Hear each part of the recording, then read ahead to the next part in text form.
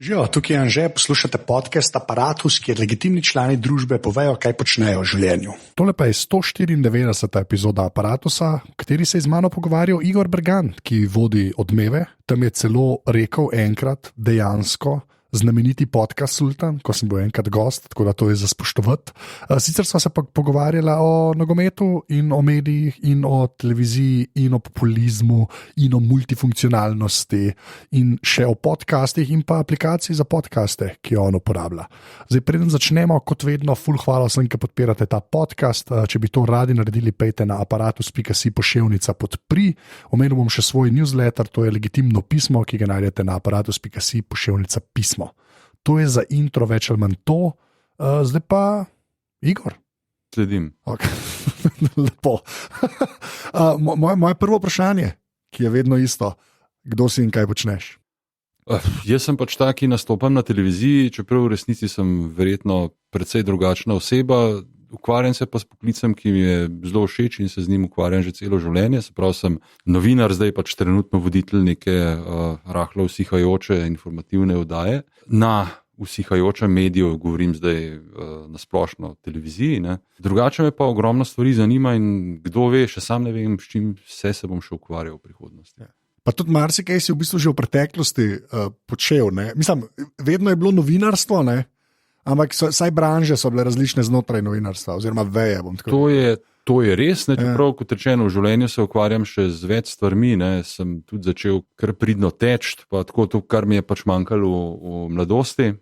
Tako da ja, no, sem tako, Slovenija je tako majhna država, da smo obsojeni na to multifunkcionalnost. Ne, ja, ta beseda se v tem podcastu dostakrat pojavlja. Ja, ne, in jaz sem pač to vzel resno in pač tako tudi živim. Pa zdaj, naprej sem začela snemati, si rekel, da si šel teč, to še enkrat ponov, ker mi je všeč mi je bila fraza, se pravi, da si šel 20 kilometrov. Poskus sem šel teč 20 kilometrov, tako pač za, en tak blažji trening, zato, ker pač nameravam teči mali maraton, no, z velikimi sem opravil maratoni, namreč v Ljubljani. Ja. In se mi vendarle zdi, ne glede na to, da imam že kar precej kilometrov v nogah in riti, se človek tega vendarle mora postopati malo bolj resno in zdaj, ker tečem manj kot prej in ker redko grem teči recimo na 20 kilometrov, sem šel pač to preizkusiti in je bilo super. No. Klesi, tako da očitno. S pogledom na Triglav, na Brdo, pri Kranju, krožna pot dvakrat, enkrat v smeri Jurinega kazalca, enkrat obratno, tako da je bilo v redu. No. A pa si ta pretekel, jaz sem bil v bistvu v življenju, sem to, da povem, iz kje izhajam, ker res ful malo vem o tem, ampak ko sem še basket igral, 2 leti, ko sem bil res, temu se reče strokovno spreman, res, takrat sem tudi jaz laufal in sem mislim, da saj dotaknil teh endorfinov, ki jih pač tekači res dobijo. Kje si na tem spektru med junksi s tekom in samo človek, ki rad teče? Ne, absolutno drugo. No, jaz s tekom nikoli nisem bil obseden ali obremenjen ali celo, da bi bil odvisen od njega. Tudi takrat, ko sem največ pretekel, šlo je pač vedno za to, da sem se pač včasih seveda moral premagati za to, da sem treniral, ker če tečeš pa maraton, pa 42 km, je pa seveda zelo pametno, da se tega lotiš na način, da potem ne doživiš nekega totalnega kolapsa. Jaz sicer ga nisem, čeprav imam dosti boleče spominje na nekaj maratonov, mislim zaradi krčev, ampak ne, tako da bi pa res bil odvisen od tega, to pa ne. Si pa predstavljam, vem, da pač košarkar, recimo Krešo Čosić, legendarni, je bil nekdo, ki je neskončno mendano, neskončno sovražil tek in tudi ga niso kaj dosti pripravljeno, da je v najboljših letih tekel. Ja, to je tako, jaz pač, ker sem celo življenje rekel, ker sem igral, sem centra igral, to pač ni bilo za nas narejen. To na pripravah je žalostno. Zdaj si se izdal, da si bil center stare šole, ker ti mlajši centri. Zdaj drugače. Zdaj so tako veliki ljudje, ki sem jaz imam 2-4, to so zdaj v bistvu tako si že play praktično. To je, ni več, to je res. Ampak tudi že za odbojko bi bil rahlo, bi bil mogoče že ta libero. Zdaj sem gledal ta Evropsko prvenstvo, to je, sem kar, lahko bi imel ta svetla majca. Tako. Malo pa mi je še nekaj skupnega. Jaz sem rekel, moram moment, s tem začeti, pa mi je ta tekme, zdaj prej si me res kolena me bolijo, sem, ki si rekel 20 km, ampak Gimnazija Poljane. Ja. Ne, edina prava gimnazija, kot jaz rečem. Mislim, glede na to, da je sin zdaj gimnazic in ne hodi na gimnazijo Poljane, bi se jaz temu stavku diplomatsko izognil. Zdaj, kar je zelo zanimivo, ko sem jaz hodil v to šolo, sploh ni bila gimnazija. Je bila srednja šola za družboslovje in splošno kulturo Vida Janežič Ljubljana. Neko nemogočo kratico, ne? Ampak v principu je bila to. Mislim, to so res lepi spomini in moram reči, da mi je pač ta šola tudi ogromno dala, tako pač čist v tehničnem, pa tudi človeškem smislu. Zdaj ti bom sam še razložil, kako jaz to vem, ker to pa ni bil del nekega researcha za pogovor, ampak ko sem jaz bil tam, to mislim, da je bilo kaj od 98 do 2002, če sem prvo rekel, 83-letnik, mlad. Je knjižničarka, ne spomnim se več imena, Igor Ebergan, pri nas je bil. To je bilo tako čislen, si bil tam, pa da koliko jezikov znaš, pa to je bila cela fama že takrat. Mislim, sam pač povem. Jaz si to pač razlagam tako, jaz sem že takrat delal na televiziji. Absolutno, mislim, da je to bilo s TV-om povezano, ampak je bilo prav tako kao, da kdo je pa vse. Že ko sem hodil na srednjo šolo za družboslovje in splošno in tako naprej, Vida Janežič Ljubljana, sem delal že na televiziji. Že takrat? Ja. To pa nisem vedel, da je to zgodaj. Takrat so bile pač zelo velike potrebe, jaz sem imel pač seveda, to priznam, tudi malo lažji dostop, ker je oče bil športni novinar in takrat so pač potrebovali ljudi.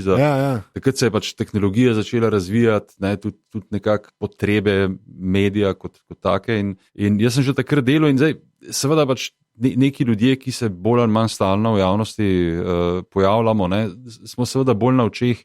Drugače pa jaz sem bil pač v nekem razredu, za katerega legenda pravi, ampak po moje si velik takih razredov misli. To, da so bili pač v bistvu dosti legendarni, če zdaj gledam recimo, kakšne kariere so pa moje sošolke in sošolci naredili. Jaz rekel, sem zelo ponižen v tem smislu. Mislim, res. To pa mogla biti Gaussova krivulja, če si ti, recimo, ne. Mislim, čeprav je to zdaj zelo taka. To je zelo, okej. Ne, to je zelo taka sodobna beseda. Vsak, kaj doseže, pa reče, moramo biti ponižni. Ne vem, zakaj bi morali biti ponižni, ker sem se pač spomnil tega. Mislim, res je bila to ena generacija in celo, kar je tudi zanimivo, mi smo bili del tega usmerjenega izobraževanja, ki je tako neka taka hujša kletvica v šolstvu, ampak jaz sem pač na nek način zase, pa ne da bi komorkoli kaj vzel, potegnil največ od tega, zlasti, ko gre za jezike, in to je pač to. To jeziki pa Poljane so res, kakor vem, še vedno je to, če hočeš kaj, jaz sem bil klasična, tako da se lažem ljudem, da znam latinsko. Klasika načeloma ni nič slabega. Okay. Zdaj pa, ki si že omenil, valjda so malo o novinarstvu, pa bi do tega še prišel, pa sploh o medijih nasploh. Ampak še ena tvoja, to sem pa v bistvu prek enih kolegov zvedel, ki so te enkrat randomni slečali v dresu tvojega ljubega fuzbal kluba. Kje si? West Ham. Jaz imam več ljubih klubov. Me pa to zanima. Kaj pa to pomeni? West Ham je definitivno. Ko sem jaz slišal, da če je kaj West Ham. Jaz za West Ham navijam v bistvu od konca aprila oziroma začetka maja leta 1975, ko tebe še ni bilo na svetu. To pa zato, ker mislim, je pač cela zgodba, verjetno ne bi rad, da pač se o tem preveč razgovorim. Ampak bilo je tako, da takrat je avstrijska televizija, ki smo jo doma zelo gledali, ker smo pač v bistvu neka multikulturna familija in je tudi materin jezik mojega očeta bila nemščina. No, ampak kakorkoli, je pač v bistvu avstrijska televizija vedno prenašala finalno tekmo angleškega pokala, FA pokala, ki je bila, včasih je bila še ta tradicija, preden so seveda vse to uničili, vključno z kraljestvom, ampak pustimo to, je bila prvo soboto v maju. To je pač bil en velik happening in to so v bistvu mnoge evropske televizije, naše mislim, da sicer naše ne, ampak avstrijska je pa vedno prenašala ta finale. In takrat je bil finale West Ham Fulham, dva londonska kluba, Fulham je bil takrat v drugi ligi, je pa za njega igral Bobby Moore, ki je pa največja legenda West Hama bil. No, ampak bista pa dve naključi. Prvič, da je to bil prvi finale oziroma sploh prva nogometna tekma, ki smo jo gledali na novem barvnem televizorju. In zdaj Fulham ima belo-črne drese. Zdaj, kako bi človek navijal na barvni televiziji za ekipo v belo-črnih dresih? Ne, veš, imajo pa te claret and blue, ne, se pravi to temno, rdečo, svetlo modro. Čeprav recimo tudi FK Sarajevo je imel takrat te bordo drese, tako da v Jugoslaviji to ni bilo nič posebnega, ampak meni je to seveda fasciniralo in ne samo to, jaz sem imel dres West Hama doma. Ker je bil oče, pa prej na enem službenem potovanju na Irskem prek Londona in eden izmed najboljših prijateljev je bil Frank Taylor, ki je v bistvu legenda, ena izmed mnogih legend angleškega nogometnega novinarstva, by the way, edini novinar, ki je preživel tisto nesrečo Manchester United v Münchnu. Ja. Okay. Ja, no, in ona dva sta bila pač kolega v tem mednarodnem združenju športnih novinarjev, ki je imelo kongres v Dublinu, je pa seveda oče šel prek Londona, in nekako on je vedno zahajal na trgovino Lily White's, ki še zdaj obstaja v centru Londona, ker si je kupoval teniške majice, ki je igral tenis, in je verjetno si predstavljam, da je pač Franka vprašal, posluš, bi pa sinu prinesel kakšen fuzbalski dres, katera ekipa je pa zdaj in mu je on rekel West Ham United, ker je takrat lih proti Ipswichu zmagal polfinale pokala. To je bilo v istem letu. To je bilo tik prej. Ko sem jaz pač to prvo tekmo na barni televiziji gledal že v dresu West Ham United, kar je verjetno pomagalo pri stvari zmagu. Meni vedno pomembno vprašanje pri dresih, ne sploh pri basketu, to je bilo iz mojega, ampak a je bil samo West Ham dres ali je bil od igralca? Takrat sploh še ni bilo tega merchandisinga. Samo dres je bil. To je bil nek v bistvu plastik fantastik dres za otroke, ker sem bil takrat star 7 let, pa pol. Mislim, to takrat še ni bilo tega uradnega. Ampak jaz to sam zato vprašam, ker moj najljubši dres, ki ga imam, je od Toronto Raptorsov, ki ga imam še vedno, Champion, in je samo letnica, mislim, 95 ali 96, takrat, ko so nastali. In nima imena, in je tudi tak mal ta poliester, ki ga je mal preveč noter. Tako da to je to. Moj drugi klub je pa FC St. Pauli iz Hamburga, iz različnih razlogov. To sem pa 2 let kasneje, ko so prišli v prvo ligo, to je en tak totalno kaotičen klub, njihovo geslo je non-established since 1911. Tak mal alternativen klub za odlični marketing. Tako je logo. Oni so pa pol, ker sem pa tudi seveda nemško ligo zelo spremljal, so pa 2 let kasneje pa v mestnem derbiju na ta starem Volkspark stadionu v Hamburgu, ki je bil domač stadion od Hamburga Sportvereina, so v prvi ligi, kamor so se pač po naključju uvrstili, so zmagali na mestnem derbiju. In to je meni tako, in oni imajo pa tudi zelo posebne drese, to mislim, da noben drug klub nima rjave, tako temno rjave. Ja, temno rjava je. Ja. Tako da sem tako postal tudi pirat. In to me še zdaj zanima. Doma v Sloveniji pa seveda Maribor, čeprav sem pa zrasel v Olimpiji, to pa zato, ker je moj star fotar, ki je bil tak multišportnik, je bil eden izmed prvih nogometašev v Mariboru. Po prvi svetovni vojni je bil sicer Ljubljančan, ampak pustimo, to je pa predolga zgodba. Ampak sam na hitro, kaj pa Španija, pa Italija, pol nekaj moraš zbrati, Španija je absolutno Granada. Valda? Ja, Granada. V Italiji dolg časa Livorno, zdaj so pač mal poniknili. Mislim, italijanski nogomet me nikoli ni kaj posebej navduševal. Drugače tako pač bi rekel iz nekih sentimentalnih razlogov, bi rekel mogoče Udineze od teh boljših, ker so pač takoj za mejo in so tako rekoč naši, pa še Handanović je tam dolg časa igral.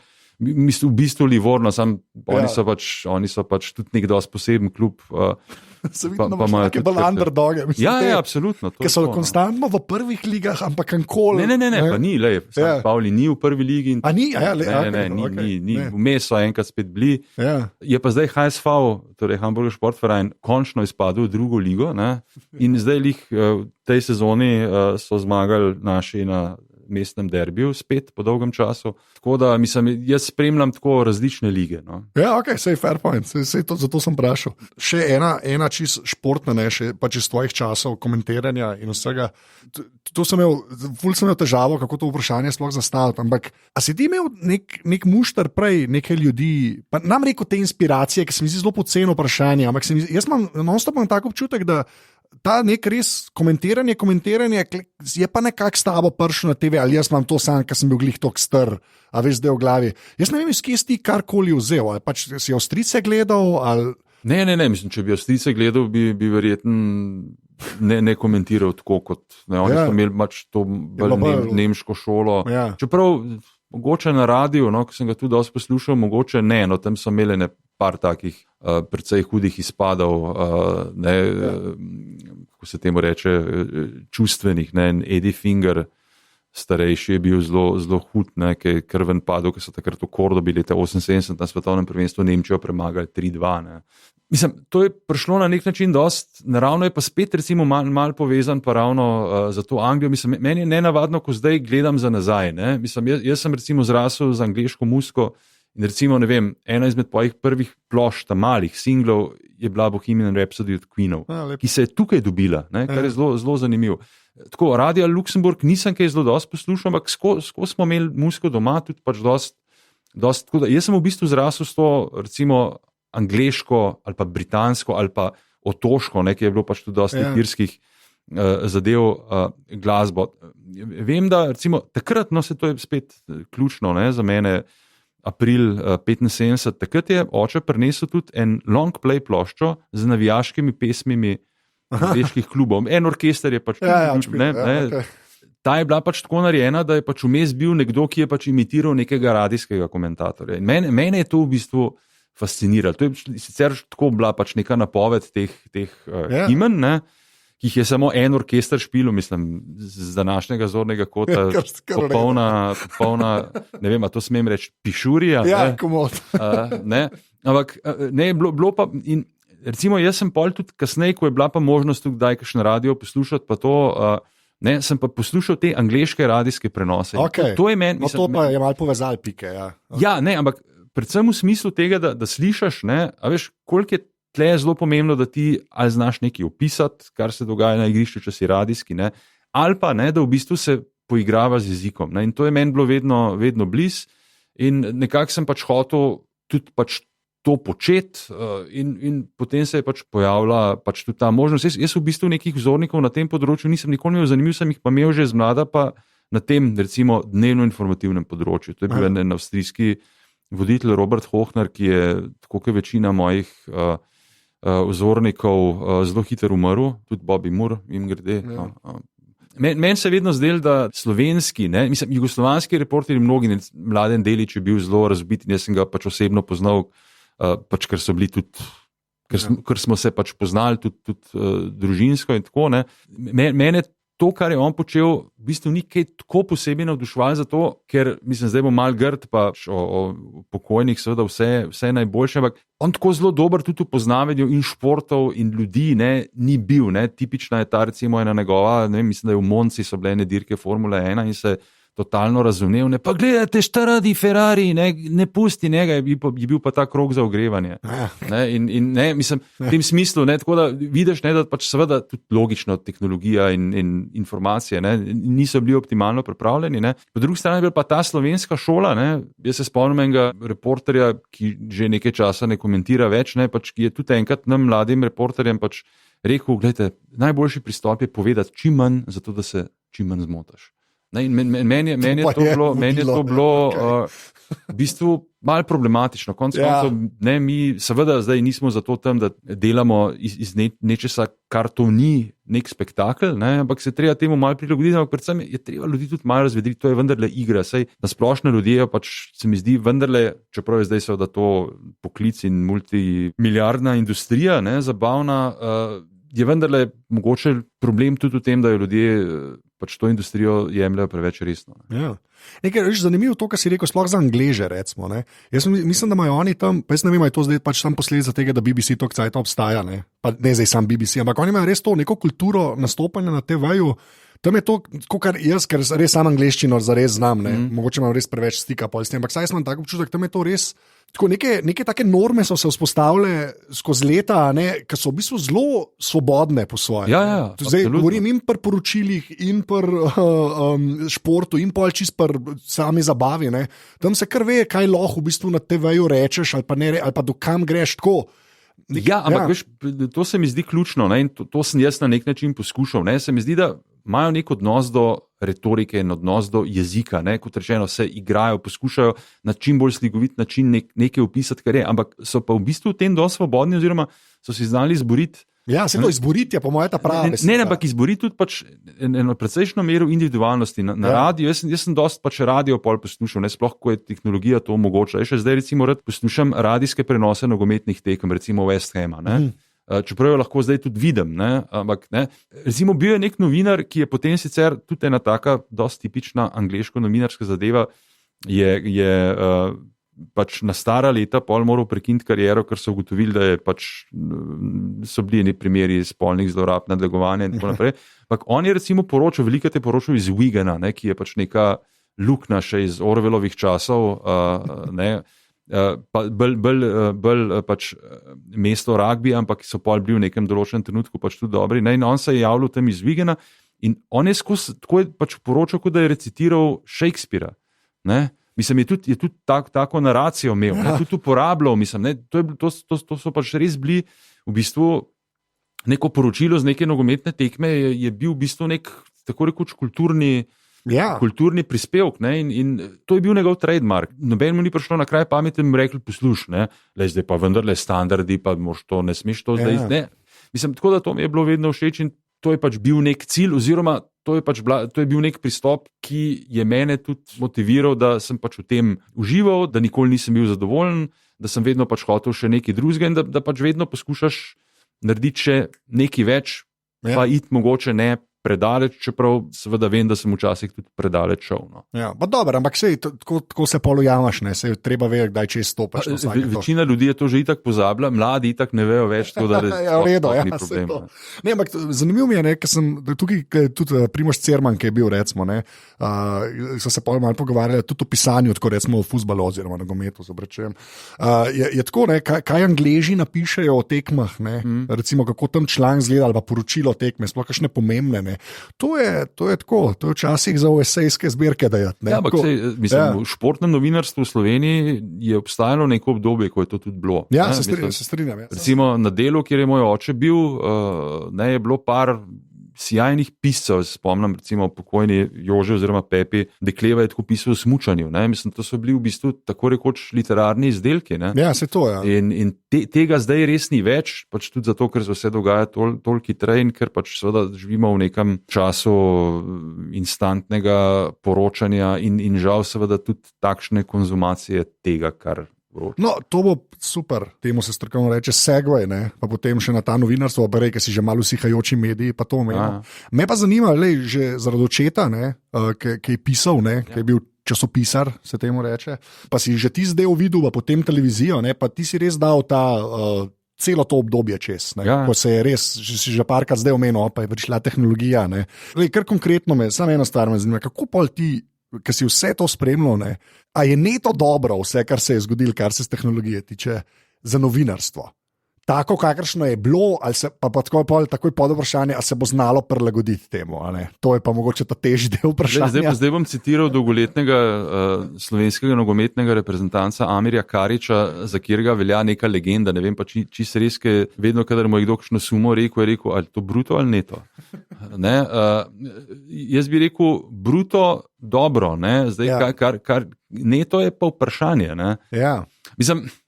Jaz mislim, da sodobne tehnologije so prinesle toliko več nekih možnosti, ki jih prej ni bilo, da seveda, jaz rekel, je nekdo, ki je dobro usposobljen, ki ve, kaj hoče, ki konec koncev dela tudi na sebi, ki se izobražuje, je izobražen in se izobražuje in vlaga v neko konec koncev tudi samo izobraževanje, da od tega lahko absolutno potegne zelo veliko, da pač je to tudi neto plus. Ja. Bruto bi pa jaz rekel, pač glede na spremembe tudi med bralci, poslušalci, gledalci, je pa veliko vprašanje. Problem je, da pač je tehnologija postala težko obvladljiva za profesionalce, ker je pa seveda toliko neke različne ponudbe, je pa za konzumente. In žal se je pač to v bistvu in tukaj vidim tudi paralelo s športom, da so se pač ljubitelji športa v bistvu v neki meri prelevili v potrošnike športa in enako je tudi v tem širšem smislu položaj z mediji.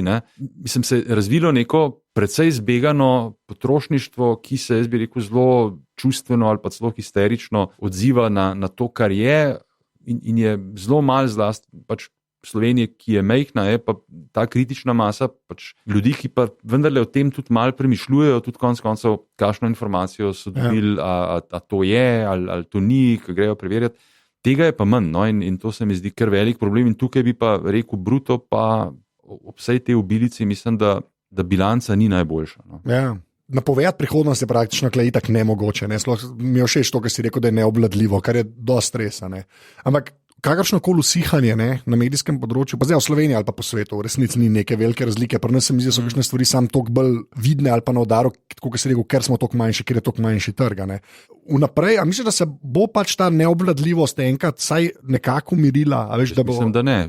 Vsi, ko pravijo, da se dosti pogovarjam s kolegi o tem in tudi drugimi ljudmi, ki seveda medije spremljajo od zunaj. Dostikrat slišim, pa se bo pač v bistvu se to tudi umirilo, oziroma se bo to obrnilo in bo pač potreba po nekih relevantnejših informacijah večja. Jaz mislim, da ne. Jaz mislim, da je to iluzija, zato ker seveda vse te tehnologije grejo v smeri navideznega obvladovanja še večje količine informacij v še krajšem času, se pravi v bistvu je ta neka časovna presija je za vse, je grozljiva. Jaz mislim, da se človeštvo se nikoli ni ustavilo. Ja.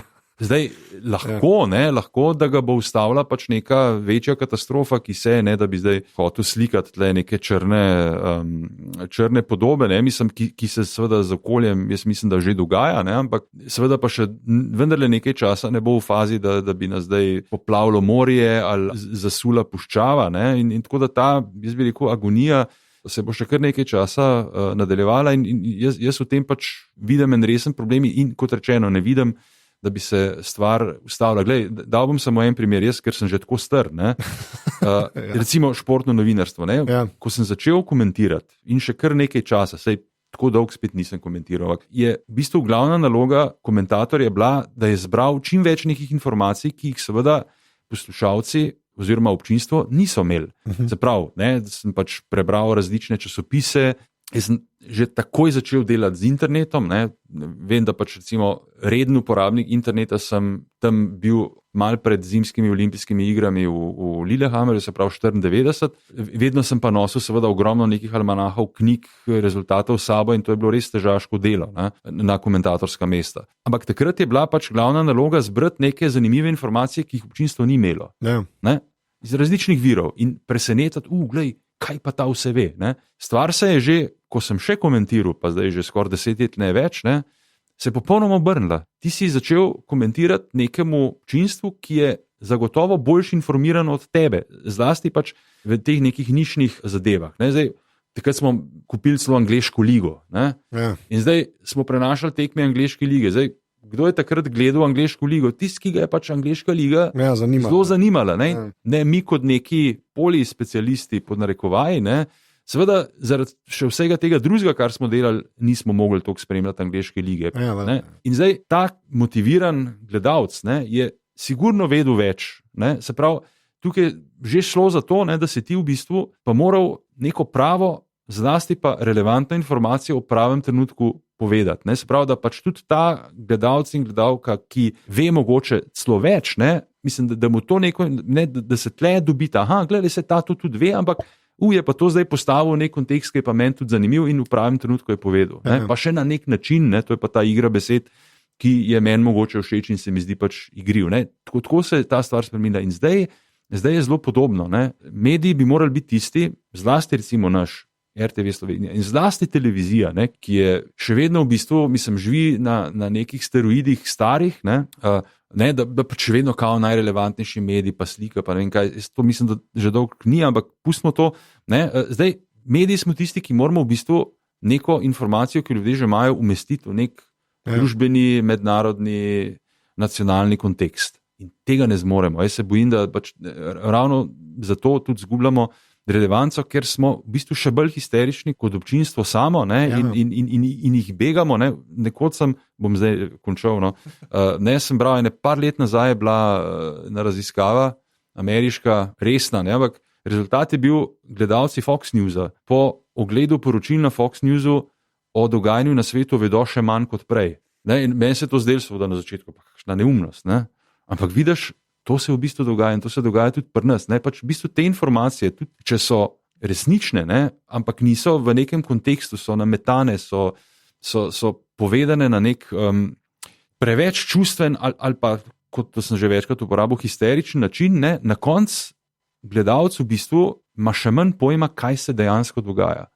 In to v bistvu mi počnemo, nekateri počnejo to zavestno, večinoma pa to počnejo ali pa počnemo nezavedno, zato ker v bistvu ne znamo dosti, ker, kot rečeno, ne obvladamo tudi tehnologije, ker tega toka informacij ne znamo prav skanalizirati sami pri sebi, zato da bi v bistvu ljudem povedali, lejte, to je pomembno za to pa to. Ne? In jaz bi rekel, da vse pa postaja v bistvu samo še, ne bom rekel slabše, ampak hitrejše, še bolj čustveno, še bolj nabito, še bolj pač zamehurjeno pač znotraj nekih mehurčkov. In tako da jaz bi rekel, da perspektive ne vem, če so kaj posebej dobre. Ja, ne, se klej, to bi se jaz kar strinjal, pa to bi eno modro mojo dodam.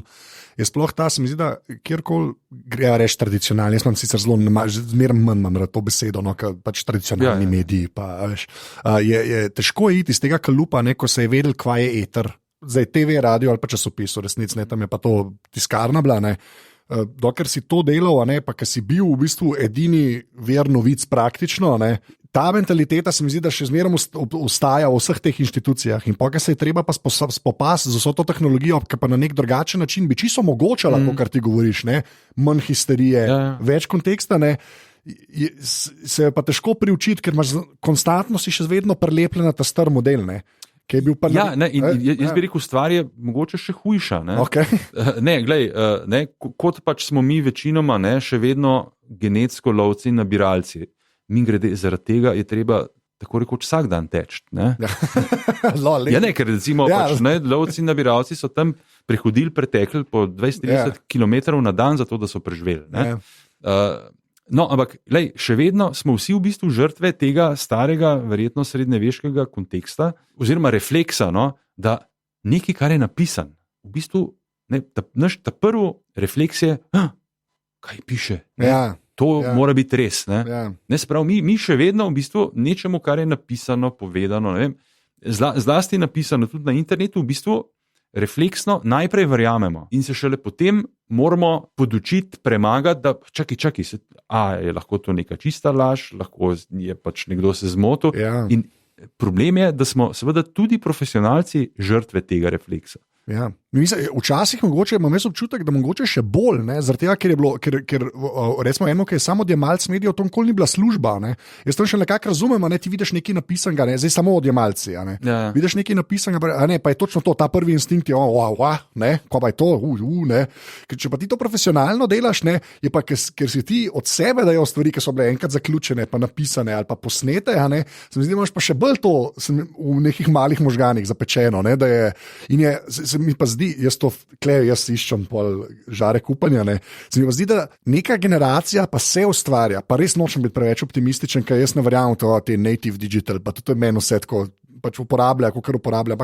Se mi pa zdi, da obstaja pa neka generacija, ki je pa začela stvari malo bolj lahkotno jemati na spletu, ker se mi zdi, da veš, cela ta meme kultura pa to, kar včasih zgleda res zelo abotno, pa za nalaž to besedo uporabljam, ker bi lahko še kaj hujšega rekel, se mi pa zdi, da se je pa vnesel mal skepse v ta instinkt, veš, da je vse lahko, ali sam za jebancija, to je mogoče skrajni spektr, ker mogoče ni tako dober, ampak mislim, da pa obstaja nek ta umesen prostor, kjer ljudje nam rekel skeptično to sprejemajo, ne, kar je, kot sem rekel, napisano, ne? Ampak saj z neko to, pa se je marsikaj napisan. Glej, bom ta tvoj pozitivni vrtiček poskušal malo pognojiti. Glej, se strinjam, si zelo dobro to razložil. Mimogrede, veš, problem tega refleksa, verjeti nečemu, kar je napisano, pač pri novinarjih seveda še tako bolj problematičen, ker tako rekoč v tistem trenutku mi to že tudi damo v eter. Se pravi, tega premisleka ni več. Načeloma jaz mislim, da pač ljudje, mladi, enostavno tudi vidijo, da se mi zdi, da so razvili nek občutek, da pač ta ogromna količina informacij ni prebavljiva. Ja. In ja, da zaradi tega pač mogoče niso niti nagnjeni k temu, da bi vse takoj konzumirali in da do tega dejansko razvijajo to, kar si rekel. V bistvu nek mal bolj lahkotno nos, ampak je pa tle nevarnost. Ja.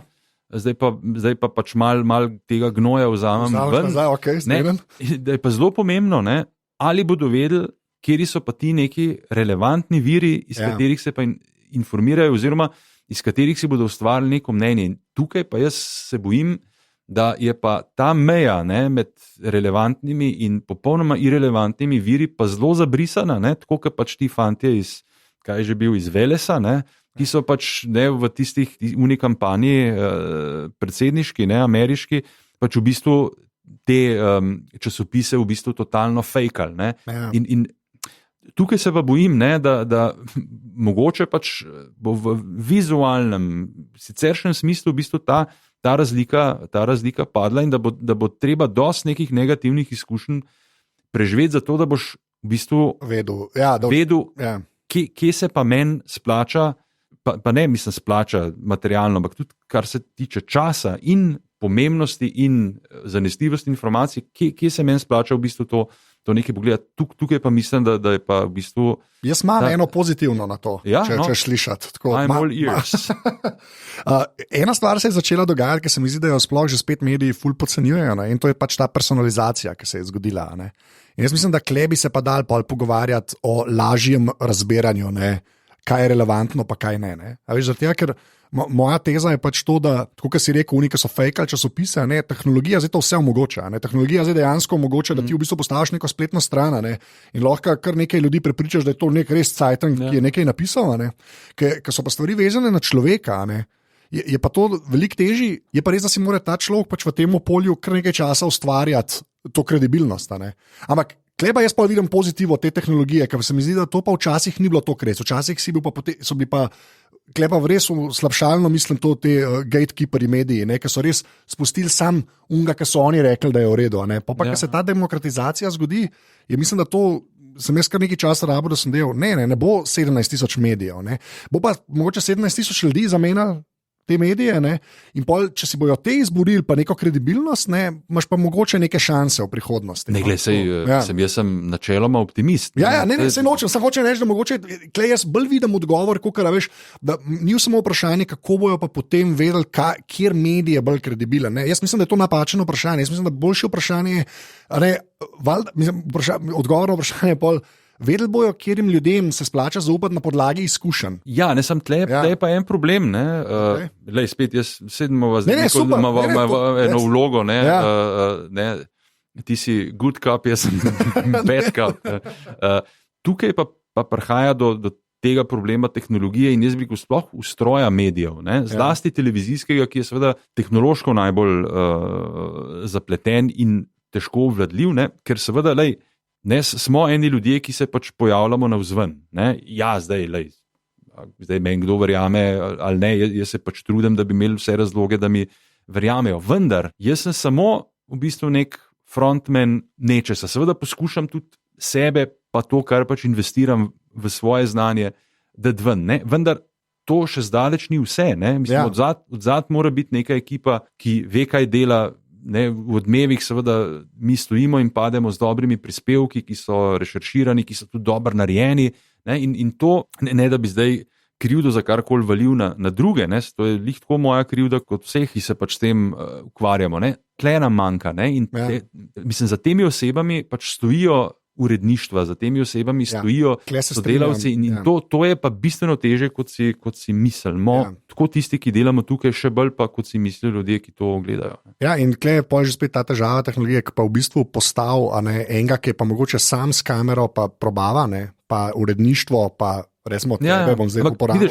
Zdaj pa imam jaz rešitev, zdaj pa si me nalezil svojo dobroto. Ne, recimo, to je tukaj na moja ideja, to mene na nek način bi me zelo zanimalo. Jaz sem vedno težil k temu, pač izhajam pa iz te multifunkcionalnosti, na katero smo obsojeni. Jaz sem vedno v bistvu, nekako se mi zdaj najbolj pošten, da naredim vse sam. Zato sem bil tudi zelo slab urednik. Ker sem, ampak pustimo to. Jaz neko svojo vlogo v prihodnosti mogoče vidim pač v nekem delu, kjer bi v bistvu vse naredil sam. Ključno z neko rešeršo, ključno za neko prezentacijo, ki je pač mogoče malo bolj prilagojena sodobnosti in sodobnim tehnologijam, to bi me zanimalo. In v to smer tudi grem in se pač pripravljam, ker se mi zdi, da na ta način mogoče res lahko pač neodvisno od drugih, pa ne zato, da jim ne bi zaupal, ampak ker enostavno pač, če sistem ni dost podporen v tem smislu, tudi zelo težko kaj narediš, tako da mogoče jaz ne bom lih tisk, ki bo pač sam za svojo kamero stal, ampak pač mogoče, ki bom poskušal pač nekaj navzven tudi narediti, ampak bo to v principu vse na nek način pod mojo, tako kot pač zato so Brexit naredili, pod mojo kontrolo. Čeprav meni je všeč, da sploh tako razmišljaš. Jaz sem zelo podcenjeval, sploh ko sem bil saj na začetku tega, še mlajši, greva reči tako, sem zelo podcenjeval to inercijo, pa bom zelo posplošil, kar rečem inercija, tradicionalnega medija. Jaz sem jo zelo podcenjeval. Jaz sem mislil, da se kjerkoli organizacijo, da se jo da hitreje obrniti. Pa zdaj sploh ne govorijo ali RTV ali pa kjerkoli. Jaz sem to zelo podcenjeval, se pa na lastnih plečih naučil, da to, kar sem na FDV-ju, ko smo imeli teorijo organizacije, da mogo še malo bolj poslušati, v resnici. A ti si tudi FDV-ju? FDV-ju, analiza politik in javna uprava. Jezus Kristus. Ja. Edina pravilna reakcija. In pol pravi, da je FDV neka levičarska, če človek religiozne, ne postane religiozen, kaj sliši. To je zaključen krog, to je zaključen krog. Deva sam v medijih še tako, me pa iskreno zanima, pač tam da od tebe slišam, da mi je en spisek enih, bom rekel, 3 tujih, pusta Slovenijo, spletnih strani, ki jim ti slediš. Ali pa ljudem, kaj bi Igor Bergant rekel, pa zdaj greva reči, lahko je politika, lahko je šport, a imaš neke go-to ljudi, ali pa jaz imam, jaz sem naročnik časnika Guardian, pač v tej tablični obliki, naročnik sem Špigla, tudi v digitalni obliki, jaz praktično več ne berem papirnih časopisov. Naročnik sem Faltarja, to je en tednik dunajski, ki je naredil blazen napredek zdaj v zadnjih letih v tem preiskovalnem novinarstvu. Tako da to so recimo ti 3 neki viri, ki jim jaz zelo zaupam in se mi zdijo tudi res zelo kakovostni. Drugače pa po moje sem jaz med ljudmi, ki največ podcastov posluša, zato ker me je sram povedati, recimo tudi seveda vseh 20 km danes sem pretekel s podcasti. Ja, jaz na to najbolj stavim, ker je izjemna sekundarna dejavnost to. Ne vem, če kaj boljšega obstaja. Recimo, zdi se mi res sjajen podcast je New York Times Daily. Ta je recimo, to se mi zdi res tako super narejen in preprost, ampak ampak veš, to, kaj je dober je narejen zato, ker zgleda preprosto resnic. Veš, kaj mislim, tako da recimo to se mi zdi, in recimo tudi promovira novinarstvo, pišoče novinarstvo in mislim, skozi to tudi pač nek potrošnik vidi, koliko je to v bistvu pomembno. Zdaj, ker kot rečeno, jaz sem pač zrasel malo, seveda zrasel v tem okolju, nikoli nisem živel kje drugje, ampak se je to že pač ta zgodba z West Hamom pove, West Ham na avstrijski televiziji doma, zelo veliko recimo poslušam tudi avstrijski radio, pač ta ORF prvi program, ki je pač izrazito novičarski, oni imajo res zelo dobre zadeve in te vdaje pač tudi kot podcast zapakirajo in tudi tisto, kar gre v živo, je že mal pač prilagojeno poslušalcem podcast, imajo eno fenomenalno serijo. Vsak dan v delavnikih, malo pred 6, ampak to je pač tudi v podcastu, imaš 5 minut, v bistvu neke zgodovinske teme, en teden, eno temo. Lepa. In je sicer totalno tako nezanimivo in za tek grozljivo, ker pač en, ki ni šolan govorc, ampak je nek strokovnjak, pač bere nek tekst. Ne? Ja, razumem. Ja. Ampak recimo se to Betriftgeschichte se reče, to je tudi kot podcast. Okay. Zelo priporočam tudi tistim, ki ne znajo tako dobro nemško, ki se lahko lepo naučijo. Ne, ampak hočem povedati, take zadeve me zanimajo, no, in je pač res, zato jaz tudi tečem počasneje. Ne? Ja, ker ni drum and bass od spodaj. Ja, jaz sem celo bral neke raziskave, torej podcasti sploh niso v tej kategoriji, kako človeka upočasnijo. Jaz bi rekel, da upočasnijo tam za 15 do 20%. Ja, to je veliko resnic. Ja, okay. Ja, no, drugače pa znanstveno dokazano, da recimo blazno upočasni regi. Ja, ok. Tako da, če človek hoče imeti izgovor, zakaj ni to hiter teko, reče, ker sem poslušal regi. Je pa dejansko tako, da pač ta, recimo, zlasti rock, predvsem te moje generacije, pa dejansko tam bi rekel, 10 do 15% lahko pohitri. Pohitri, ne? Ja. Da mal zraven. Ja, ok, to se. Pa zdaj, pol bo itak šla na ta zadnja vprašanja, ampak ta del me zanima, v čemu pa poslušaš podcaste? Se pravi, v kateri aplikaciji poslušaš? Kar Apple Podcast? Ne, Overcast. A Overcastu si? Ja. Wow, od Markota, ok. A veš, kdo je to dela? Ne. Overcast dela en človek, je mu ime Marko Arment, in on dela en super podcast, drugač o Apple, sicer tako, da ne vem, koliko te stvari zanimajo, ki ga jaz religiozno poslušam, in je tudi razvijalec te aplikacije. In v bistvu ima tam dva co-hosta, en je John Syracuse, ki je tako, kar ima že legenda tega Apple sveta, pa en Casey List, in dva sem že oba imel v aparatusu. Markata pa ne morem prijeti. Tako da se trudim z maili, mi je že Casey prav pomagati. Ja. Toliko spet ne tečem, da bi toliko imel časa za poslušati.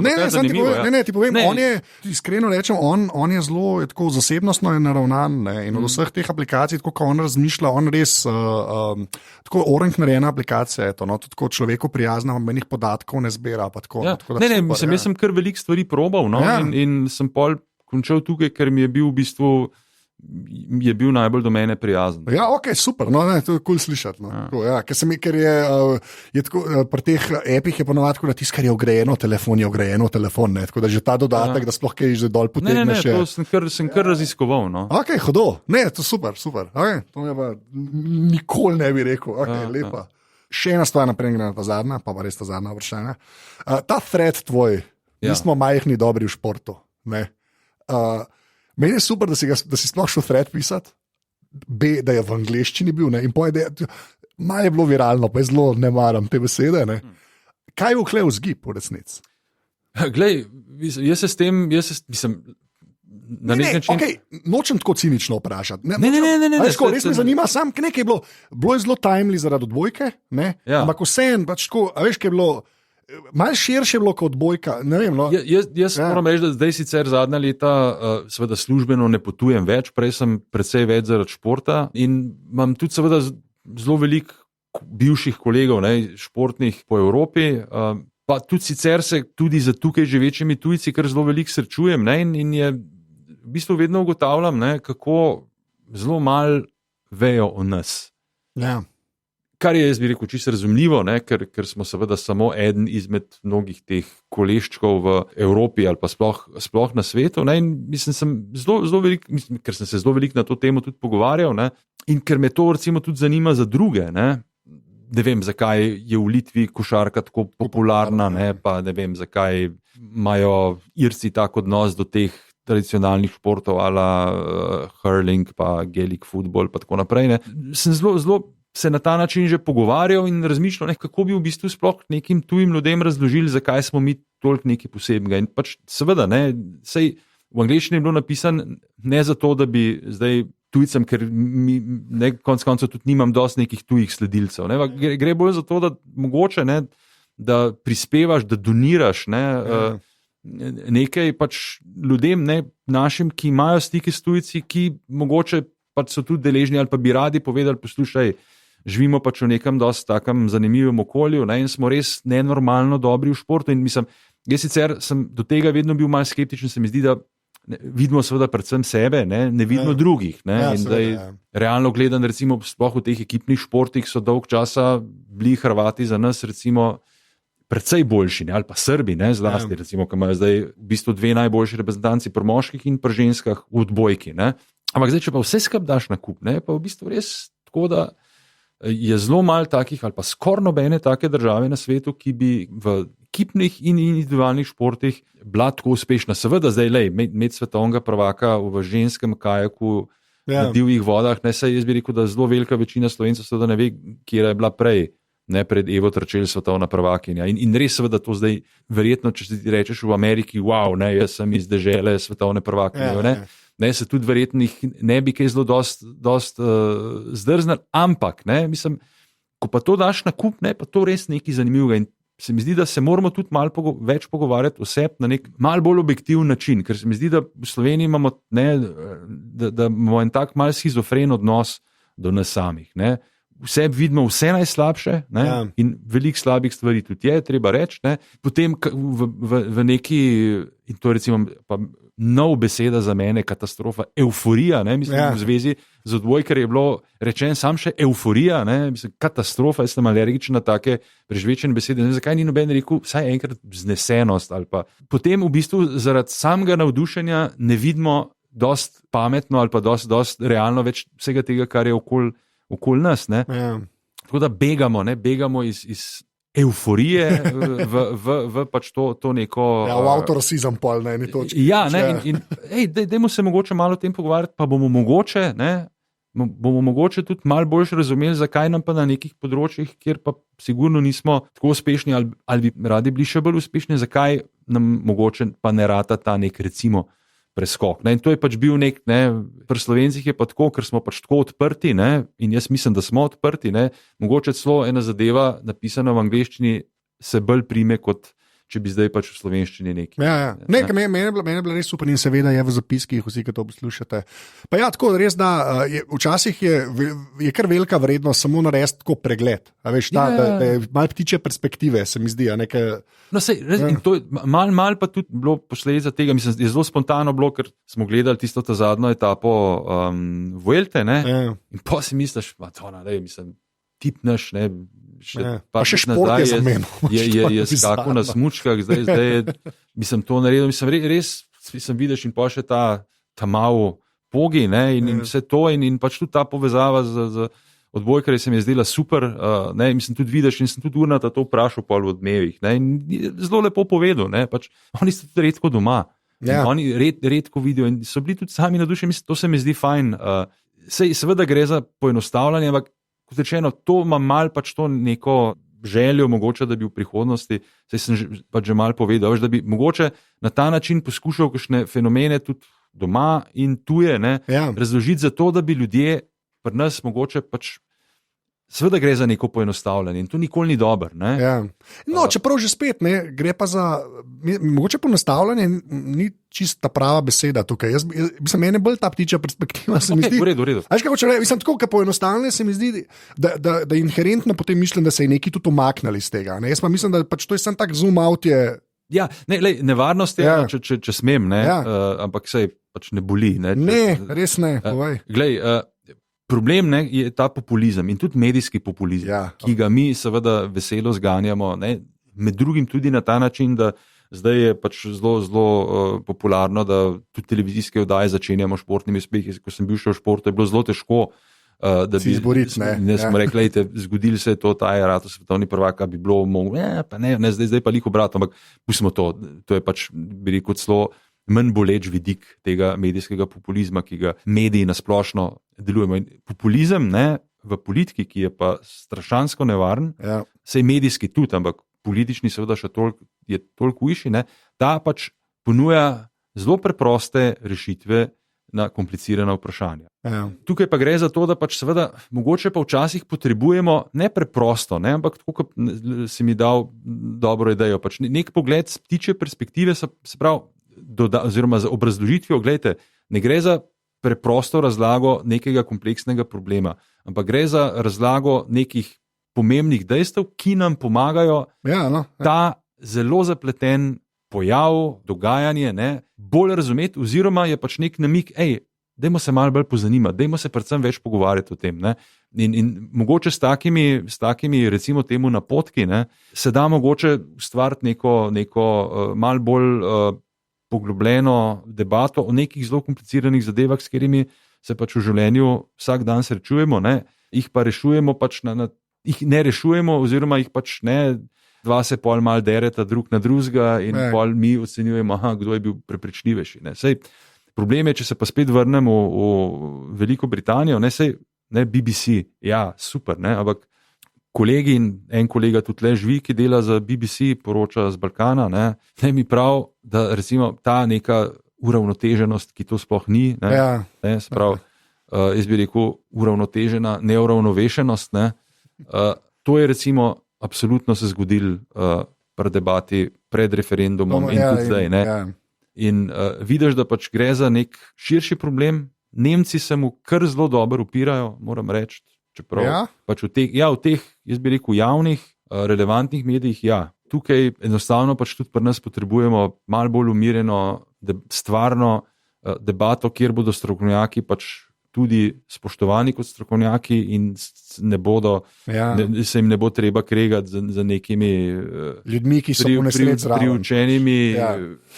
priučenimi lobisti, ne, ali pa verniki v tem smislu. Jaz imam veliko spoštovanje do vere, ne, ampak ne pa v smislu, ko nekdo hoče neke svoje poglede usiliti in se jih pač dogmatsko tudi drži, ne, ampak tako da to pač je treba. No. Ja.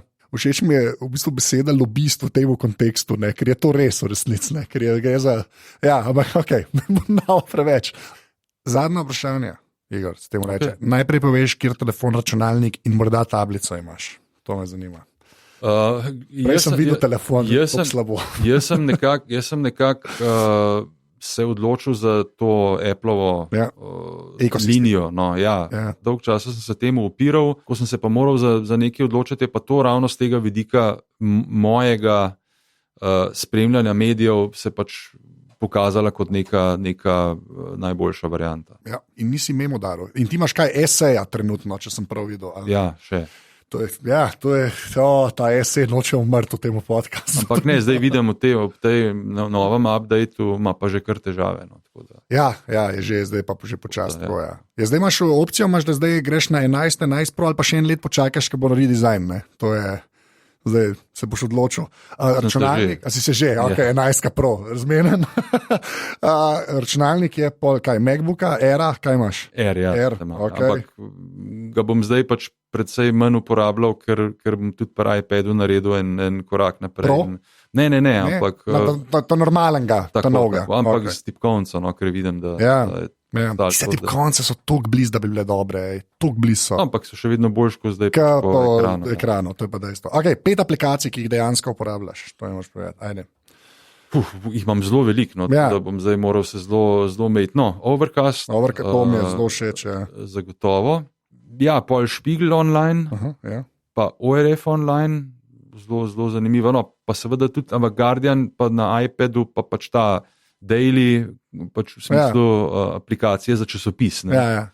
Sicer v pač iPadu prilagojeni obliki. Apple Music. Ok, Apple Music subscriber, v redu. Čeprav zdaj, pač, ker je sin je pa na Deezerju, pa malo participiram, muziko imam zelo rad tudi, no, tako da...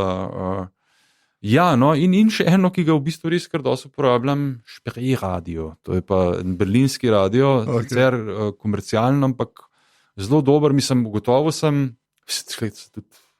tudi se stvari spreminjajo, ne, včasih, recimo v času moje mladosti, tam začetek ljubezni z West Hamom, ne, je bilo nepredstavljivo, da bi kdorkoli pri nas navijal za, recimo, Nemce v fuzbalu ali za Bayern.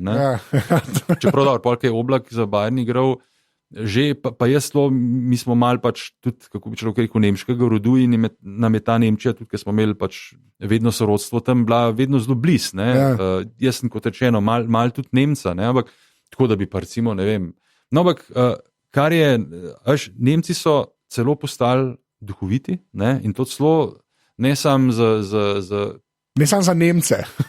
Ja, ne, meni je vedno bil Otto Walkes všeč, to je en severno-nemški oziroma vzhodno-frizijski komik, no, ampak tega humorja v bistvu v Sloveniji verjetno ne bi kaj zelo dosti razumeli, No, ampak zdaj postali so duhoviti in predvsem, recimo, pri Šprej radiu je to, da imajo absolutno muziko po mojem okusu. Tako da pač to 80-90 leta, pa pač kakšne nove komade dajo. Tako da si še malo na tekočem. Da nisem, da je čisto metuzalemsko pač obstal v nekem prejšnjem stoletju. Da lahko tudi prsinu predizarju kaj povedeš. Ja, ne, tako da recimo vem, kdo je Ed Sheeran. Ok, to je še. Leva. Še zadnje vprašanje. A ni bilo že prej zadnje? To so zadnje, zdaj pa zadnje, ki je vedno isto. Ne? Če bi mogel izpostaviti eno fizično stvar, ki mora biti stvar, tako da ne mora biti tvoja babi, ki misliš, da je bila narejena zate, kaj bi to bilo? Lahko še imaš, lahko nimaš več. Samo objekt mora biti. Nekaj moraš reči, en objekt, ki tebi veliko pomeni. Mislim, meni materialne stvari ne pomenijo toliko veliko. Ni treba, da je fancy, lahko je nekaj iz otroštva, ki še vedno imaš. Veš, kaj vse sem že dobil za ta odgovor? Svašta se temu reče. Mislim, gledaj, se bom pač naredil, da sem pač sodoben človek, slušalke za tek. Kaj pa imaš? No, daj, to je pa, ok. Ja, te Beats. Proje? Ja. Lepa. Zatojijo. Te so une, ko ostanejo v šesu, pa dejansko so za laufati. Mislim, jaz sem ogromno tega sprobal, ker jaz recimo že, ko sem tako začel malo bolj resno laufati, sem laufal še na Sony Walkman. Ja. Ki ga še vedno imam. No, pa to je lahko kombo. Ne, in sem bolj ogromno poskušal, ne, in zdaj na zadnje, ko so bili te Beats, ne, še v bistvu sicer na Bluetooth, ampak še s špagom, ta špaga, ne, samo med slušalkama. Me je to začelo tako motiti, sem pa vse neki variante, pač kako sem si to pripel na kapo, pa to, no, in zdaj je pa to v bistvu res pa... To je pa zdaj rešeno. S tem, da Bog ve, kaj me bo zdaj začel motiti in kaj bodo še vse pogruntati. Tako da, kar se tega tiče, res grem s časom. Ne. Okay, ne znam, da ležit odgovor, zelo ležit odgovor. Igor, najlepša hvala, ker si že vzel čas. Hvala. Glej, malo sem razmišljal, sem mislil, da bo nek naslov tega tvojega podcasta, ampak jaz bi tako rekel, glej, jaz sem obiskovalec iz sveta Utvar v palači podcast Sultana. Palača, ker drugače je aparatus World Headquarters, to je ta pretenciozno ime, čeprav palača. Pa če si sultan, moraš imeti palačo. Ja, ok, lepa. Pa ne vem, če si opazil, da v besedi utvara, ne, je tv. Reče še lahko odijo. Vaše veličanstvo, hvala za audienco. Čau. Tole je bila 194. epizoda Aparatusa. Igorja najdete na Twitterju pod @IE_Bergant, sicer pa seveda na televiziji. Jaz sem več ali manj povsod @ANZT, tako na Twitterju kot na Instagramu, tako da mi lahko mirne volje tam pišete, rad odgovorim, tako da ful hvala za kakršenkoli feedback. Sicer pa še enkrat ful hvala vsem, ki podpirate ta podcast, vsem, ki dajete ocene v Apple Podcasts. In pa naročite se na moje legitimno pismo, ki ga najdete na aparatus.si/pismo. To je do naslednjič to. Hvala, ker ste poslušali, se temu reče, in adijo.